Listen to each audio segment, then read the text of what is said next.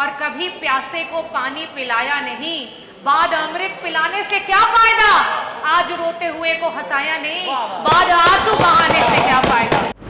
नरेंद्र मोदी जी ने लाल किले से खड़े होकर पूरे देश को यह वादा किया था कि दिसंबर 2024 तक पूरे देश को जल जीवन मिशन के तहत जोड़ा जाएगा। और ये अपने में प्रत्यक्ष है कि ये सरकार सिर्फ जुमलेबाजी करती है और झूठे वादे करती है, उसके अलावा इस सरकार के पास कुछ भी नहीं। मैं आपका आभार व्यक्त करना चाहती हूँ कि आपने उत्तर प्रदेश की जनता के जल और जीवन के मुद्दे पे प्रश्न पूछने का मुझे अवसर दिया। अध्यक्ष जी, मेरा जो प्रश्न था वो जल शक्ति मंत्री जी से ये था कि जल जीवन मिशन के तहत कितने गांवों में कार्य संपूर्ण हो चुके हैं, कितने लोगों को शुद्ध पेयजल सरकार पहुंचा चुकी है, और अगर नहीं तो उसकी समय सीमा क्या है और कब तक पहुंचा पाएगी। बड़ा ही निराशापूर्ण उत्तर रहा, क्योंकि मंत्री जी ने ये कहा कि जल लोगों तक पहुंच तो पाया नहीं है, साथ ही साथ ये कब तक पहुंचेगा इस बात की भी जानकारी मंत्री जी को और विभाग को नहीं है। आदरणीय अध्यक्ष जी, 2019 में जब केंद्र की सरकार आई थी, उस समय अगस्त में नरेंद्र मोदी जी ने लाल किले से खड़े होकर पूरे देश को यह वादा किया था कि दिसंबर 2024 तक पूरे देश को जल जीवन मिशन के तहत जोड़ा जाएगा। और आज दिसंबर 2024 में ये प्रश्न यूपी असेंबली में खड़ा हुआ और उसका उत्तर विभाग के पास नहीं है। और ये अपने में प्रत्यक्ष है कि ये सरकार सिर्फ जुमलेबाजी करती है और झूठे वादे करती है, उसके अलावा इस सरकार के पास कुछ भी नहीं।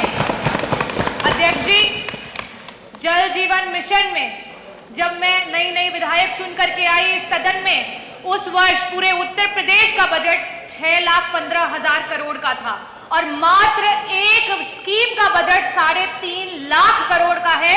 उसके बावजूद भी आज धरातल पे 1% भी काम नहीं हो पाया है। ये बहुत ही शर्मनाक है।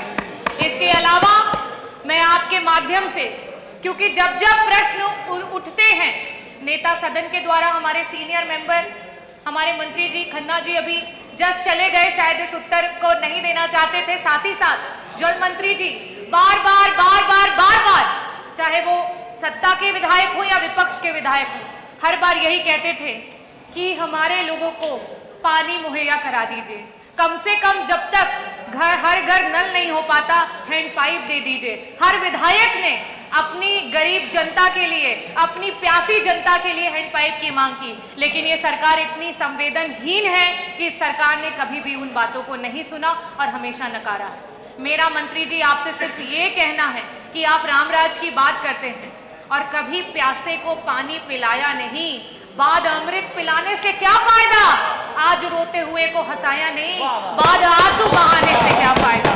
मैं आपसे ये पूछना चाहती हूँ कि जब तक, क्योंकि आज 5 साल हो चुके हैं, 3.5 लाख करोड़ का बजट आपके सिर्फ एक स्कीम पे आ चुका है, उसके बावजूद भी 1% जनता को पानी नहीं पहुंच चुका है।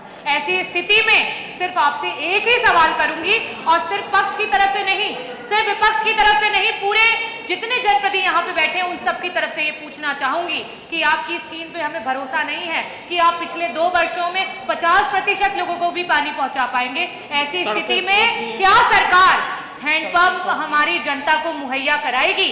और साथ ही साथ आपकी जितना बड़ा बजट उतना बड़ा भ्रष्टाचार।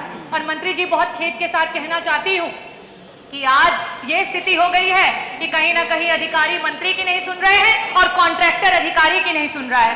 ऐसी स्थिति में क्या आपका मंत्रालय कोई कमेटी गठित करेगा जिसमें सत्ता पक्ष और विपक्ष के विधायकों को साथ में इंक्लूड करके और ये जो भ्रष्टाचार हो रहा है उस पर रोक लगाने का काम करेगा? और आप बहुत ही सीनियर मेंबर है, बहुत ही जानकार मिनिस्टर हैं, मैं उम्मीद करती हूँ कि आप हमारी जनता को हैंडपंप भी देंगे और साथ ही साथ इसका बहुत ही विस्तृत रूप में आंसर देंगे। बहुत बहुत धन्यवाद।